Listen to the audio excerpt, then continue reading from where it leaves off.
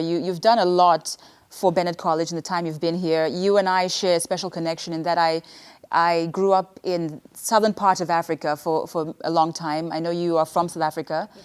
And just tell me a little bit about your experience in terms of the college admissions process in applying to schools in America. I heard about Bennett through a professor, actually, who works at Bennett, who's South African. And this professor used to work with my uncle back in Durban.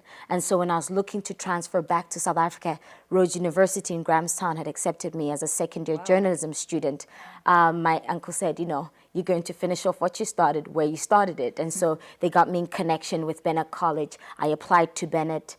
They read my essay. They loved it. The first thing the admission says, "We got your essay," and they loved it. And then they said, "Okay, we need you to see, we need to see how you're going to support your Bennett experience and pay for the institution. But we want you here. We welcome you." Bennett College, I felt that they wanted me here. I felt that they saw something in me that they could contribute from and that I could contribute to. It was almost like a partnership, and it was great. When I received my admissions letter saying, "Congratulations, you've been accepted," I screamed. So what advice would you have, Nezile, for African students preparing for college in the US, or the ones who are planning to come to school in America? What advice in general do you have for them about tackling the college admissions process? Be optimistic. Be very optimistic. You look at the currency exchange rate and you're like, what? 20-something, what? 25,000? Wait, let's convert that. Yes. You can't be optimistic. There's always somebody in the US willing to help a bright mind, an ambitious young woman or man, a person who knows what they want, and a person who's just willing to change the world and contribute. And so they might come from a place where people don't embrace that and be like, "Oh, those are big dreams. What are you doing?" Or they may come from a community where people don't really understand what you're trying to do and it's all in your head. But there is a place in the world, and there definitely is a place at Bennett where people can help you interpret your mission, or people can help you implement your mission. There is a college where women can be celebrated, where as a Black woman, they can celebrate who you are entirely, your strengths, your weaknesses, your history, your past, history, and your future. And so what I would say is be optimistic. Don't let money get in the way, because money comes and money goes. And also go for it. We have a tendency to be sort of laid back, because sometimes, oh, well, you want it, but maybe I should set back. I've learned in American culture to go get.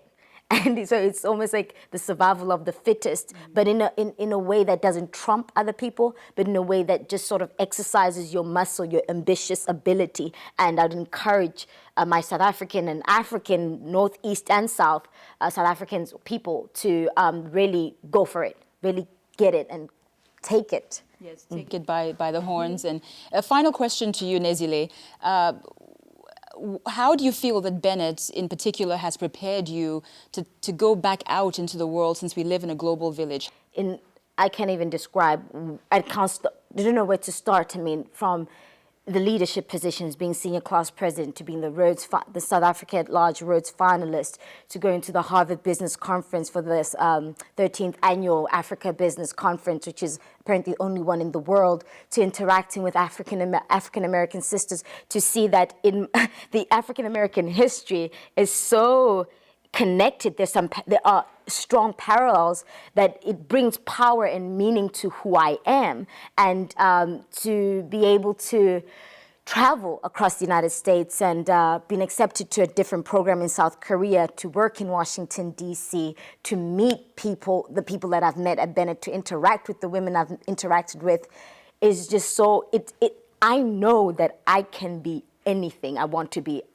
It doesn't matter where I am. Nobody can tell me who I am and whose I am after Bennett. Now, I can be corrected. I can grow, but I'm not moved. I'm not shaken.